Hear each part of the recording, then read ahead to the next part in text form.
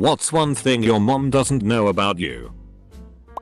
My handwriting was so bad when I was in middle school that she would help me write if she saw me struggling, so I practiced writing her name near her so she would sign her signature on a piece of paper and I traced it on a detention slip lol. Fun fact. Forging your parents' signature on any academic documents is illegal and there is a law for that. But taking pictures of the Eiffel Tower at night is also illegal and no one enforces that. So oh well. Everything since 2012. Since 1994. Here. Or, depending on what happens after this. She might know absolutely everything. Yikes. But when she was still here. She didn't know I once snuck out of the house late one school night while she was sleeping and drove to my BF's because he wasn't answering his phone. I cringe at the thought I ever did this. That I'm a sexual assault survivor. Sorry that happened to you. When I told it kind of exploded on me. I'd been slowly dealing with it privately since I was 6, but when I told my family was taken by surprise and my dad blamed himself for not protecting me. The blame they placed on themselves was rough to see and made me feel bad for telling it all. Thankfully we are all doing much better now. I farted at her and my dad's vow renewal. It was one of those farts where the entire room took notice and started gagging. Someone else got blamed for it and I never corrected anyone and admitted that it was actually me. I'm bisexual. At least I don't think she knows. I was convinced my mom thought I was straight. I even fake dated a guy to drive the point home. Apparently she's known the whole time and that's part of the reason she had us move to Vermont. I guess I was really obvious or something. I don't really tell my therapist about all the abusive things she does. I just say I do so she'll stop doing them because she feels embarrassed other people know what she does in the home. Ups. I was being abused by my kindergarten teacher. I am so sorry. That is terrible that happened to you. May I ask if you know if the teacher is still teaching or works around children? Why I am still single? I don't know. Mom. Jeez. I just feel bad telling her I'm not attractive enough. Like. I know she'd be sad for me.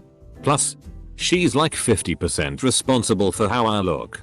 So that'd probably also be kinda insulting. That I nearly lost my job in March but COVID actually spun me into keeping my job and the benefit of working from home indefinitely. That I had my heart broken once again.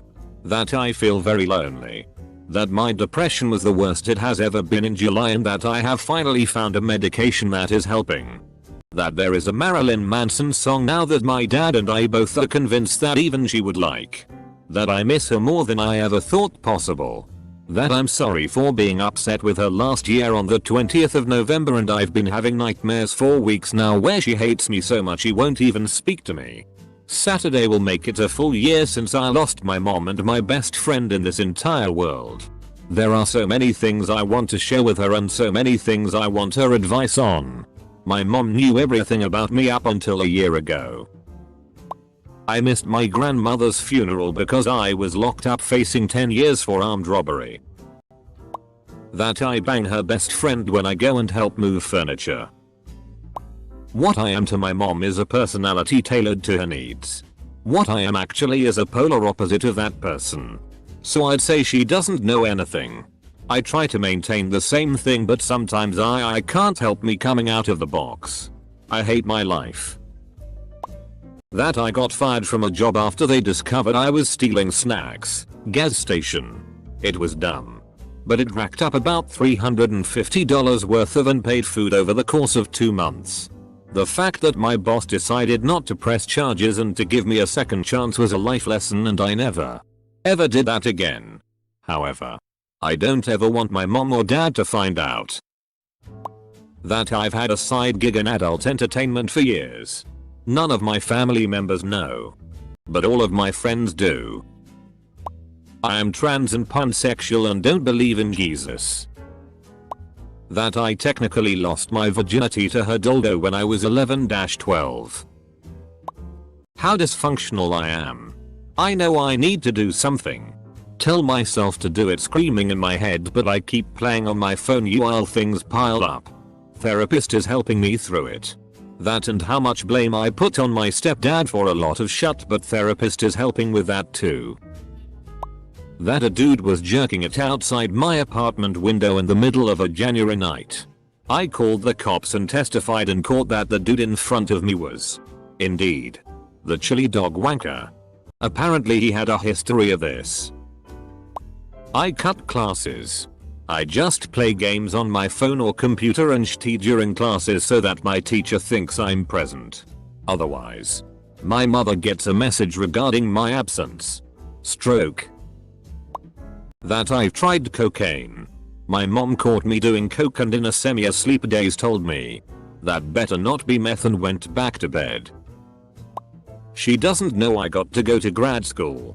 Lived for 2 years in an RV. That I retired from the army. Taught for 4 years traveling around in my camper with my family.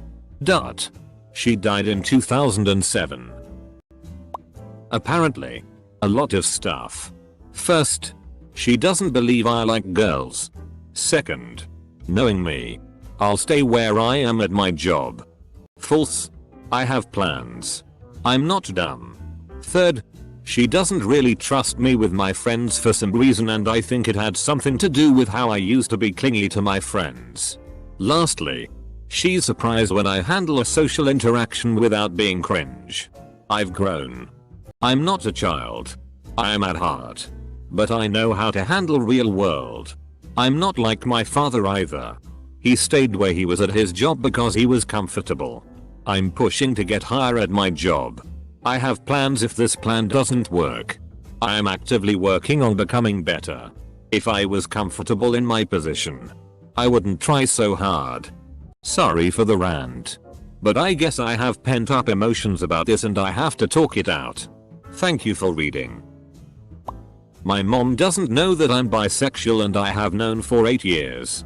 I've never felt comfortable coming out to anyone in my family due to being raised super conservative Christian. I've only told 5 people. It sucks not being able to talk to her about this, especially since I tell her everything. She's my best friend. The night I got blackout drunk and she picked me up, I was raped. She was so furious she had to pick me up. I never wanted to bring it up again. I pick up on strong moods. One year she and my dad sat me and my younger sisters down and said that they might separate. They didn't. My mom was stressed. My dad was mad. One of my younger sisters was sad. And the other was a mix of confusion and sadness. I felt that all. It f***ing hurt. I am pretty sure that my mom doesn't know that I and my sister were sexually abused by her brother-in-law. My sister and I decided never to tell our parents because it would crush our mom and my dad would have gone to jail for killing his brother. My uncle still lives with my grandmother. He's in his 50s and is in constant pain from a back problem and is incontinent. So I don't think sending him to jail was necessary. That I have a motorcycle. She told me that she would cry if I got one. Within a year of moving out of the house I've gotten 2 bikes. Hope she never finds out. I did that in college. When my parents came up to pick me up, it was parked outside. The next day my dad asked how I was going to get it home and I told him ride it home.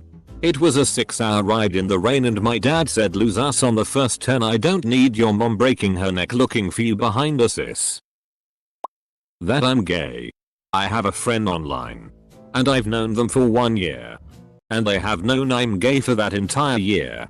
It's kind of sad how I'm able to be more open with people I haven't been friends for a while compared to my own mother, who I cannot tell pretty much anything. That I know I was born through a surrogacy. A fact she still pretends isn't true. The pictures she uses as proof she was pregnant was from a previous late-term miscarriage. That the only reason I like going to church is because I have a crush on a guy who goes there. She thinks I love going there to make friends and to be with God. In reality I just find it really boring. I'm sure my grandma feeds her a lot of info about me and my family. But I deleted my grandma off mine and my husband's FB and my grandma won't talk to me. So she doesn't know anything about me at all since about September. In 2009 my mom told me not to talk to her ever again and I about haven't. We had a very awkward telephone conversation about a year ago and she hasn't tried to talk to me since. Whatever. I've got my own family. I'm going to go hug my kids and tell them I love them. It's fine.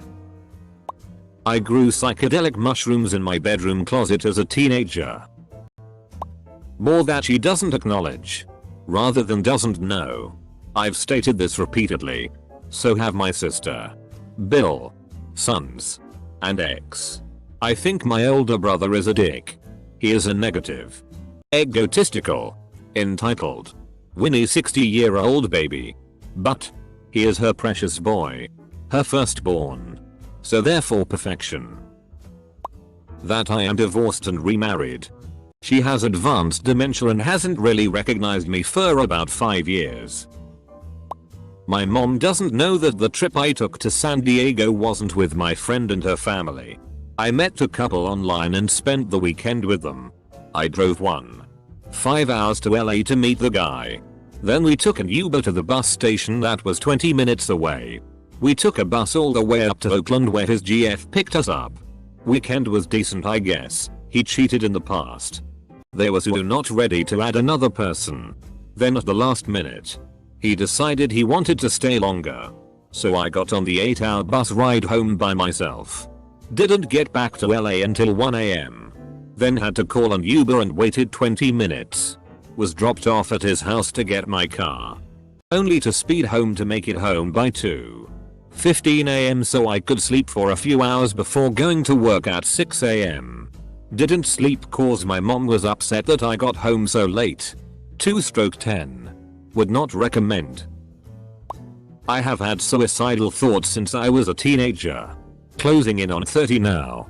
Her diary was wide open either intentionally or unintentionally one day, so I read it. And she confessed to having suicidal thoughts. Granted, this was after my dad died. And neither of us were handling it well. Which leads me to think my poor fam has unaddressed mental health problems that have been passed down and we're all just stuffing them because we don't want to be a bother. The money I loaned her a few years ago would completely wipe out the debt I'm in that she doesn't know about. I played hockey and ditched my last period class in high school. Then I intercepted the automated phone call from the school when I got home. In an even stranger twist of luck, I found out from my classmate that we had a sub that day, so I lied and told the teacher the sub must have missed me on roll call when he asked later. Since I started a relationship with a woman my mother doesn't get along with, I think my mom doesn't actually know how much I love her or value her in my life. It's making me really sad. Because I can tell she's upset and thinks I don't care. But she doesn't seem to believe me when I tell her how I feel.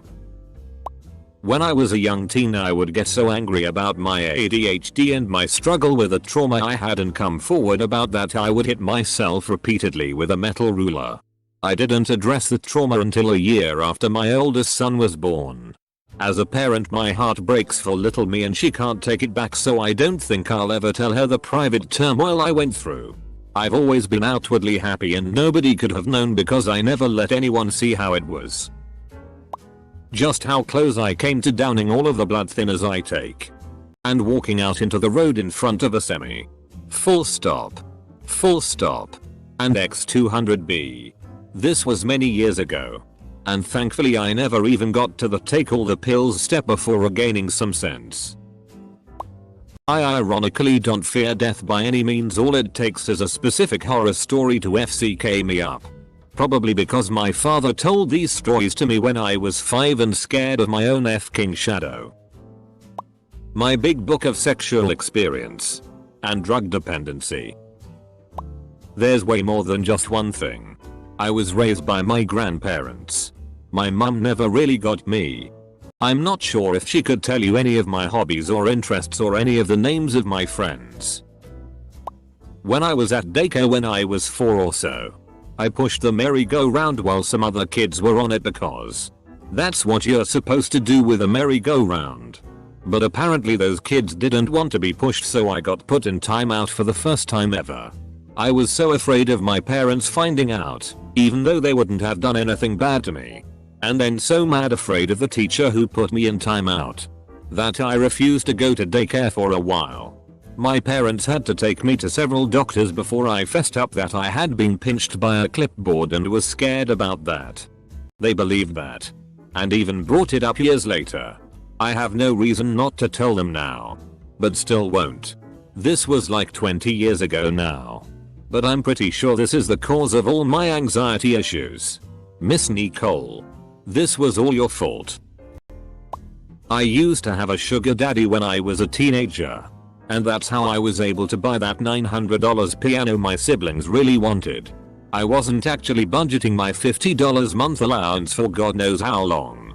My parents are super conservative and think I'm too shy and reserved to even get a boyfriend, which ain't exactly wrong lol, so I'll probably be taking this secret to the grave. No regrets. Though. I had an abortion at 17. That my dad was abusive towards me.